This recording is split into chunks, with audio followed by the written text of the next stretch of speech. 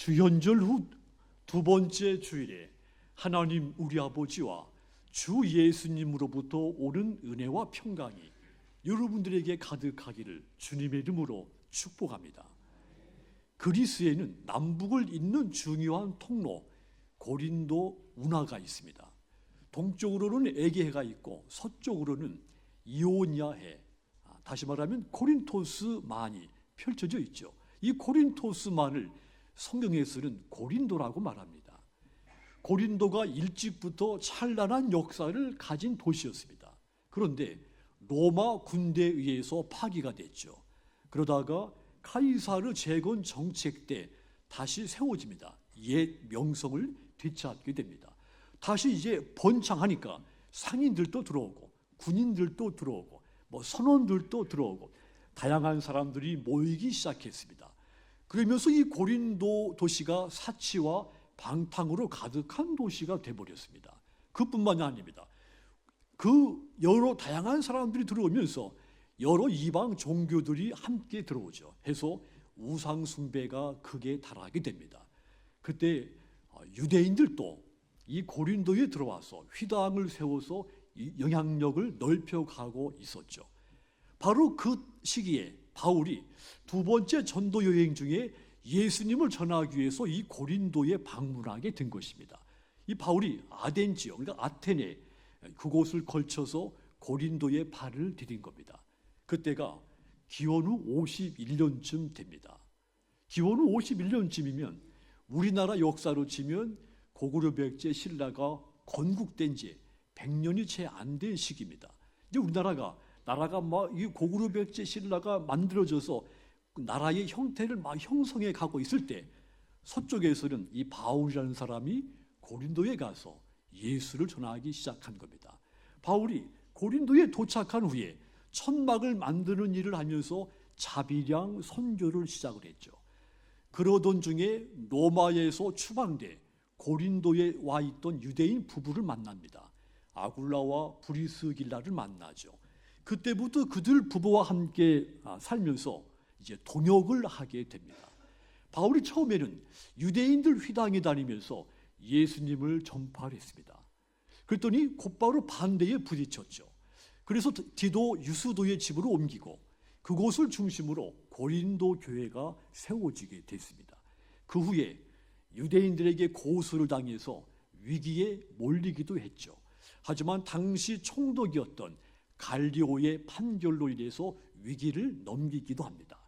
그렇게 고린도에서 예수가 그리스도시다 이 복음을 전하고 곳곳에 교회가 세워지는 그런 사역을 마친 후에 다음 사역지를 위해서 떠나게 됩니다. 이것이 사도행전 18장에 나오는 사도 바울의 고린도 사역의 선교 사역의 이야기입니다. 그 이후에도 바울은 여러 차례 이 편지를 쓰고 또 방문하면서 고린도 교회를 돌보기 시작합니다. 그런데 이 고린도 교회가 바울에게 이렇게 큰 자랑이었지만 동시에 이 고린도 교회가 바울에게는 또 근심의 대상이기도 했습니다. 이 고린도 교회, 바울의 이 선교 사역에서 아주 소중한 열매였습니다. 그런데 다른 한편으로는 이 고린도 교회가 분열이 일어나고 오해가 생기고 사도권에 대한 도전 이런 여러 가지 문제들로 인해서 바울을 실망시킨 교회가 되기도 하죠. 그럼에도 불구하고 바울은 이 교회를 포기하지 않습니다. 사랑으로 끝까지 이 고린도 교회를 품었죠. 문제와 갈등이 끊이지 않았던 이 교회, 끊임없이 편지 보내고 직접 방문하기도 하고 눈물로 권면하면서 이 교회를 돌봤습니다. 우리 한국 교회 성도들은 이 고린도 교회를 떠올리면 어딘지 모르게 친밀감을 느끼는 부분이 있습니다. 고린도 교인들, 한국 교회 교인들 사이에 공감되는 지점들이 많기 때문이죠. 가장 먼저는 이 고린도와 우리 민족이 위세의 침입을 받아서 이 고통을 겪었던 그 공통점이 있습니다. 그리고 그 상처받은 역사 속에 무너지지 않고 다시 복음으로 일어선 단결된 힘 또한 비슷하죠. 그리고 복음을 받아들이고 온 땅에 교회가 세워진 것도 고린도와 우리 한국 교회와 닮은 점이 있습니다. 심지어는 세월이 흐르면서 이제 교회 안팎에 갈등, 대립이 일어나서 여러 분파가 생겼다는 점도 고린도 교회와 한국 교회가 닮은 데가 있죠. 그래서 이 사랑이 넘치면서도 엄격한 이 고린도서 편지가 오늘 이 시대 한국 교회와 우리 교회를 향해 주시는 주님의 음성인 것이 분명해 보입니다. 오늘 우리가 읽은 이 고린도전서는 바울이 성도들에게 따뜻하게 인사를 전하는 내용으로 시작이 됩니다. 그리고 교회가 어떤 은혜 위에 서 있어야 되는가, 어떤 모습으로 교회가 세워져 가야 되는가 들려준 메시지입니다. 이 말씀, 교회 머리가 되시는 예수님이 바울을 통해 고린도 교회에 주시는 권면과 훈계입니다. 똑같이 이 말씀은 고린도 교회를 많이 닮은 우리 한국교회 또 우리 성동교회에 주시는 권면과 교훈인 것입니다. 그렇다면 여러분, 바울이 고린도 교회로 하여금 끝까지 붙들고 품어야 할 것이 무엇이라고 했을까? 마찬가지로 오늘 우리 교회가 무엇을 끝까지 붙들고 주현절을 지내야 되겠습니까? 첫 번째는 이 고린도 교회, 하나님께서 풍족히 내려주신 은혜로 바울이 감사했던 교회입니다. 한마디로 하나님이 주신 그 은혜 끝까지 붙잡으라는 권고죠. 그런 교회가 건강해진다는 말입니다. 고린도전서 1장 4절 보시면 그리스도 예수 안에서 너희에게 주신 하나님의 은혜로 말미암아 내가 너희를 위하여 항상 하나님께 감사하노니 그랬습니다. 나는 예수 안에서 여러분에게 주신 하나님의 은혜로 말미암아 항상 하나님께 감사의 기도를 드린다고 했습니다. 그렇습니다. 이 고린도 교회, 바울이 하나님께 감사할 만큼 하나님의 은혜가 충만했던 그런 교회였습니다. 바울은 특별히 이 고린도 교인들이 하나님의 은혜를 충만히 받았는데 그 은혜 가운데 대표적인 은혜가 그들이 은혜를 받더니 말과 지식이 풍족해졌다는 겁니다. 이 은혜가 바울이 판단할 때 하나님이 은혜 가운데 이 은혜가 너무도 소중한 은혜였다는 겁니다. 5절과 6절 다시 보시면 이는 너희가 그 안에서 모든 일, 곧 모든 언변과 모든 지식의 풍족함으로 그리스도의 증거가 너희 중에 견고하게 되었다. 여기서 보면 언변과 지식 말이 나오죠. 로고스와 그노시스라는 말입니다. 진리의 말씀을 듣고 깨닫고 분별할 수 있는 영적인 능력, 지적인 능력이 고린도 교인들에게 성장했다는 말입니다. 이 은혜는 결코 가볍게 여길 은혜가 아닙니다. 하나님께서 말씀을 알게 해줬고 그 말씀을 이해하게 해주셨다는 것, 교회가 건강하게 세워져 가고 있다는 중요한 증거이기 때문이죠. 그리고 이 은혜가 결코 가볍지 않은 이유가 있습니다. 당시 고린도 교회 교인들, 그 교인들 구성을 보면 다양했습니다. 그럼에도 불구하고 다양한 교인들이 모여있는데도 불구하고 말씀을 함께 듣고 함께 분별하고 함께 깨닫고 또 그 말씀을 이해할 수 있는 능력이 함께 성장을 해 갔다는 말입니다. 당시 고린도 지역에 예수님을 믿고 교회에 들어온 사람들 가운데 유대인 개종자들이 있었습니다. 다수의 헬라인들도 있었죠. 유대인들은 태어날 때부터 평생 구약 성경을 바탕으로 신앙 교육을 받아온 사람들입니다. 헬라인들은 다양한 철학, 다양한 사상들을 통해서 인생이란 무엇인가, 삶을 이해해 온 그런 사람들입니다. 한마디로 배경이 서로 다른 사람들이 모인 것입니다. 그런데 하나님은 그들에게 복음을 알게 하시고 깨닫게 해 주신 것이죠. 그들이 흩어지지 않고 그들이 한 마음과 한 뜻이 돼서 말씀의 은혜가 넘치게 된 겁니다.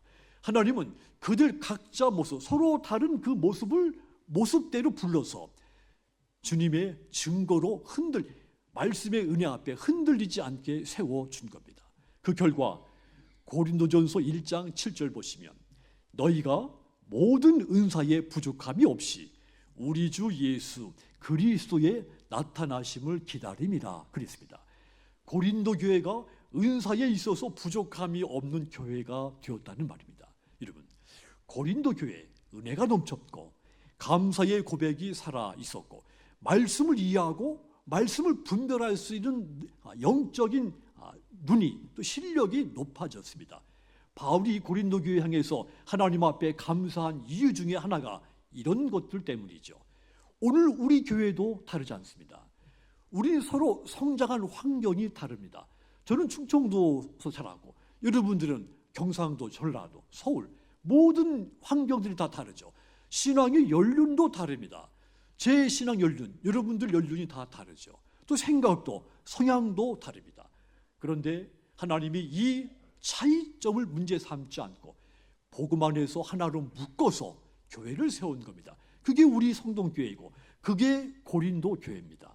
그런데 여러분, 바울이 바다 건너 에베소에서 세 번째 전도 여행을 하던 중에 이 고린도 교회로부터 소식을 듣게 됩니다. 1장 11절 보시면 내 형제들아 글로에의 집 편으로 너희에게 대한 말이 내게 들리니 곧 너희 가운데 분쟁이 있다는 것이다. 하나님의 은혜로 세워진 이 고린도 교회가 문제가 생긴 것입니다. 그 풍족한 은혜를 받은 교회가 분열이 일어난 겁니다. 이 사실을 글로에의 집에 그를 통해서 바울이 듣게 된 것이죠. 글로에 고린도 교회의 여성 신도죠. 이 글로에가 자기가 다니고 있는 이 고린도 교회 안에 당파 문제가 생기니까 혼란스럽고 너무 힘듭니다. 염려돼서 바울에게 이 사실을 상세하게 알려준 겁니다. 고린도 교회 늘 이 교회를 위해서 기도하고 마음에 품었던 이 바울, 이 소식을 듣자마자 너무도 안타까워서 주저하지 않고 펜을 들어 편지를 쓰게 됩니다. 바울은 이 고린도 교회 안에 최소한 4개의 파당이 생겼다고 판단했습니다. 사람들이 이 고린도 교회 안에 이 교인들이 자기가 좋아하고 자기가 존경하는 사람들 이름을 따서 나는 바울 편, 나는 아볼로 편, 나는 게바 편, 나는 그리스도 편, 이렇게 파당을 만들어 지은 겁니다. 이런 대립은 고린도 교회 안에 깊은 상처를 준 겁니다. 글로에 같이 이런 평범한 성도들에게 마음의 시험을 준 겁니다. 그래서 이 바울이 단호하게 권면하죠. 고린도전서 1장 10절이 그겁니다. 이 10절 같이 읽겠습니다. 형제들아,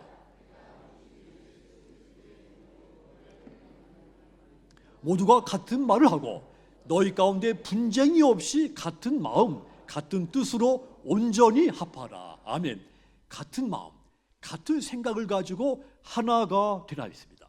이것이 예수 믿는 사람의 올바른 길이라고 했습니다. 오늘 이 말씀을 읽으면서 자연스럽게 우리 한국교회의 모습이 떠올리게 되죠. 우리 한국교회가 일제강점기를 걸치고 한국전쟁이라고 하는 이 고난을 지나면서 하나로 뭉쳤습니다. 그 당시는 우리 한국교회가 분열이 되어 있지 않았었죠. 그러다가 1950년대에 이르러서 13개 교단이 파생됩니다. 이후 교회가 성장하고 또 이제 한국 사회가 점점 잘 살기 시작하고 교회도 많이 성장하면서 2013년도에 통계 보니까 232개 교단이 생겼습니다. 지금은 제가 자료 보니까 약 한 374개의 교단과 단체들이 있습니다. 고린도 교회가 겪었던 이 당파 분쟁, 오늘까지 그것도 한국 교회 안에서, 그것도 더 나아가서는 각 한국에 있는 각 개별 교회 안에서도 나타나고 있는 모습이라는 뜻입니다. 사랑하는 여러분, 고린도 교회 문제는 은혜가 부족해서가 아니었습니다. 그들이 복음을 알지 못해서가 아니었죠. 반대로 그들은 복음을 듣고 이해하는 능력, 실력이 높았다 있습니다. 말씀과 지식이 모자란 교회가 아니었다는 뜻이죠. 오히려 하나님의 은혜를 풍성히 받은 교회였고 말과 지식에 있어서도 부족함이 없는 교회였습니다. 문제는 그 은혜를 어떻게 이해를 하고 어떻게 사용했느냐, 거기에 달려 있었던 겁니다. 그렇습니다. 하나님이 주신 은혜, 서로 세워지는 도구로 사용해야 합니다. 하나님이 내게 은혜 줬는데 내가 그 은혜를 가지고 나를 높이려고 하고 나와 다른 사람을 구별되게 하려고 사용하면 분열이 일어납니다. 하나 되게 하는 이 은혜가 사람들을 서로 갈라놓게 만들어 버리는 겁니다. 바울은 이 고린도 교회 성도들에게 이 사실을 경고하면서 너희에게 풍족하게 은혜가 내렸는데 그것을 붙들고 하나가 되라고 권고한 겁니다. 이 권면은 오늘 우리에게 똑같이 적용되는 권고인 겁니다. 그러므로 여러분, 이미 하나님의 은혜를 풍족하게 받으신 여러분, 하나님이 주신 이 은혜, 나를 드러내는 데 사용하지 말고 오직 예수님을 드러내는 데 사용하시기 바랍니다. 그래서 우리 교회가 언제든지 주님이 풍족히 내려주신 그 은혜에 감사만 가득한 그런 복된 교회 되기를 주님의 이름으로 축복합니다. 또한 이 고린도 교회, 하나님의 언약 위에 세워졌던 교회였죠. 마찬가지로 우리 교회 또한 하나님의 말씀 위에 세워져야 됩니다. 바울이 그들을 생각할 때마다 감사한 이유가 이 고린도 교회가 하나님의 약속, 하나님의 언약 위에 세워졌기 때문에 감사했던 겁니다. 바울이 감사한 이유, 이 고린도 교회가 자기가 생각할 때보다 완전해졌기 때문에 감사한 것이 아니라는 뜻입니다. 그리스도의 증거, 이 복음이 그들 가운데 실제로 뿌리를 든든하게 내리고 있었기 때문입니다. 하나님의 언약, 하나님의 약속 위에 이 고린도 교회가 든든하게 뿌리가 잡힌 것입니다. 1장 6절 다시 보시면 그리스도의 증거가 너희 중에 견고하게 되었다. 바울이 전한 그리스도에 관한 증언이 고린도 교회 성도들의 삶과 공동체 안에 확고하게 자리가 잡혔다. 여기서 이 바울이 말한 그리스도의 증거, 복음을 말합니다. 예수님이 우리의 죄를 대속하기 위해서 십자가를 지셨고 다시 부활하셨고 하늘로 승천하셨고 오직 예수님의 이름으로만 구원을 받을 수 있다고 하는 것, 이것이 그리스도의 증거, 복음인 것입니다. 고린도 교회가 이 언약, 이 약속, 이 언약, 이 복음 위에 든든하게 세워져 있었던 겁니다. 교회와 교인들은 이 복음 위에 견고하게 서야 됩니다. 그리고 주님이 다시 오시는 날까지 이 복음을 끝까지 지켜야 됩니다. 그런데 우리가 여기서 주목할 것이 하나 있습니다. 우리가 복음 위에, 말씀 위에 견고하게 서 있을 수 있는 것, 내가 노력해서가 아니라고 하는 점입니다. 오직 예수님께로부터 내가 복음 위에 견고하게 설 수 있다고 하는 점입니다. 그 증언이 고린도전서 1장 8절입니다. 이 부분을 보시면 주께서 너희를 우리 주 예수 그리스도의 날에 책망할 것이 없는 자로 끝까지 견고하게 하시리라. 여기 보시면 주어가 내가 아닙니다. 우리가 아니라 주님이시죠. 주께서 너희를 마지막에 견고하게 하신다. 예수님께서 우리를 세상 끝날까지 굳세게 지켜준다는 뜻입니다. 그렇습니다. 교회를 붙들고 계신 분은 사람이 아닙니다. 하나님이십니다. 우리의 믿음을 끝까지 지켜주시는 분이 나 자신이 아니라 하나님이십니다. 이 고백, 이 믿음이 신약에 와서 새롭게 탄생한 믿음이 아닙니다. 이미 구약에서부터 하나님이 흔들리는 백성들 향해 똑같이 주신 믿음인 것이죠. 약속이었던 겁니다. 오늘 구약의 말씀이 그 증거입니다. 이사야서 54장 10절 다시 보시면 산들이 떠나며 언덕들은 옮겨질지라도 나의 자비는 네게서 떠나지 아니하며 나의 화평의 언약은 흔들리지 아니하리라. 너를 긍휼히 여기시는 여호와께서 말씀하셨다. 산과 언덕이 옮겨질 만큼 이 세상이, 내가 살고 있는 세상이 흔들릴지라도 하나님의 약속, 하나님의 역사, 그 언약은 결코 흔들리지 않는다고 했습니다. 교회가 끝까지 믿음 위에 견고하게 설 수 있는 이유가 바로 이 하나님의 약속 위에 세워졌기 때문인 겁니다.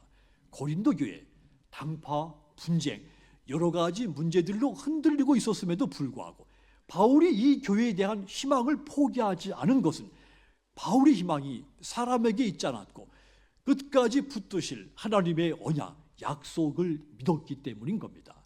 하나님의 언약은 흔들리지 않습니다. 하나님은 교회를 끝까지 붙드시겠다고 약속했고 그 약속은 영원히 변하지 않습니다. 그런데 현실을 보면 고린도 교회가 그랬고 저 지상의 교회들이 그랬고 또 끊임없이 이 지상의 많은 교회들을 보면 흔들릴 때가 있습니다. 그 이유는 교회들이 하나님의 언약이 그 교회들이 흔들리는 이유는 하나님의 언약이 약해서가 아닙니다. 흔들려서도 아닙니다. 교회가 언약이 아닌 다른 것에 마음을 두고 있기 때문인 겁니다. 고린도 교회가 복음 위에 세워졌다고 했죠. 그런데 점점 마음이 바뀌어서 흔들려서 사람을 따르기 시작했고 은혜를 기준으로 삼지 않고 자신들의 말과 지식과 배경, 자신들의 능력을 기준으로 삼기 시작했습니다. 또 하나님의 언약은 그대로 있었는데 시선이 언약에서 사람으로 옮겨간 겁니다. 그러면서 이 고린도 교회가 흔들렸던 겁니다. 그러므로 여러분, 오늘 이 시간 내가 사람을 바라보며 흔들리고 있지 않은가? 하나님의 언약보다 내 생각, 내 판단을, 내 체험을 더 의지하고 있지는 않은가? 나를 돌아보아야 됩니다. 그리고 하나님께서 나를 끝까지 붙드신다는 이 약속을 전적으로 신뢰하며 조급하지 말고 그 언약 안에 머무는 믿음을 배우시기 바랍니다. 말과 지식, 성과가 아니라 신실하신 하나님만 바라보시길 바랍니다. 해서 우리 교회, 또 우리 교회 저와 여러분, 예수님의 날에 주님의 임하실 그 날에 책망할 것이 없는 자로 끝까지 믿음 위에 복음 위에 견고하게 서 있게 되기를 주님의 이름으로 축복합니다. 또한 고린도 교회 주님과 더불어 교제하고 사랑하는 교회였습니다. 오늘 1장 9절 다시 보시면 너희를 불러 그의 아들 예수 그리스도 우리 주와 더불어 교제하게 하시는 하나님은 미쁘시다. 여러분, 교회 밖의 사람들이 교회의 모습을 아름답다고 하는 이유가 있습니다. 건물이나 규모 때문이 아닙니다. 그 교회 다니는 교인들 서로 사랑하고 존중하고 아름다운 성도의 교제 나누는 것을, 그런 모습을 봤을 때 교회가 아름답다고 말을 하는 겁니다. 교회 안에서 이루어지는 성도의 교제는 세상에서 이루어지는 모임과는 다르죠.